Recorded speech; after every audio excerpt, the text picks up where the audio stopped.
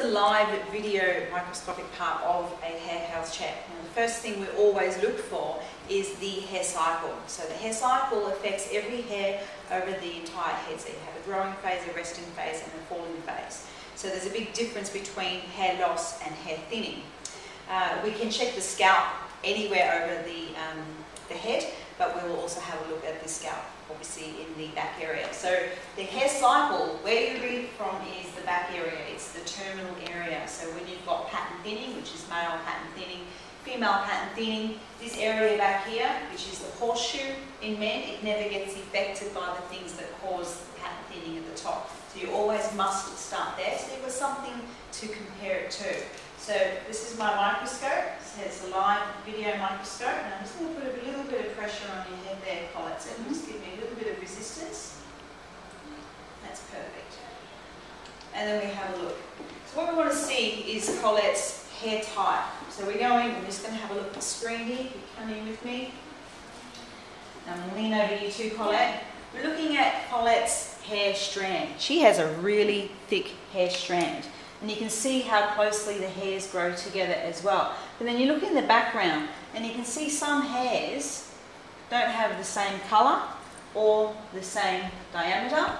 And plus I can also see some things happening with the skin here as well. So we asked Colette, one of the concerns she has was with her scalp. What was the last time she washed her scalp and what did she use to wash it with? And that can give us an idea of what's happening there as well. So there's a lot to be read from a microscopic picture of the scalp. So when we're talking about the hair cycle, it's diffuse. So then we want to show Colette that that's one picture that is 1 centimetre of your scalp. And we go in and we have a look at this one, and you can see it's pretty much the same. So that's why we use the word diffuse. So in here we've got Colette's normal hair type, how it should be growing, and then we've got other hairs around it that aren't growing properly. For Colette, she has an amazing head of hair that would not be such a concern. But for someone who had thinner hair or had a lot more of these hairs, say Colette's got about 2 or 3, some people have up to 20, then that's seriously a health problem. So your hair is telling you there's something wrong with your health.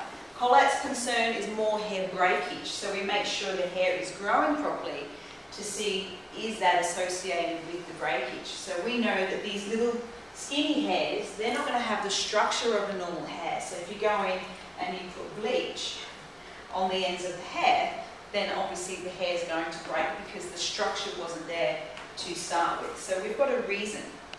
The other thing we look for here is follicles. So we look for follicles that are full or empty. So if you have an empty follicle, you can clearly see it with this powerful microscope. So Colette doesn't have any empty follicles, all the hairs are growing through, but again we just have probably about 3 hairs not growing properly, which is not a lot.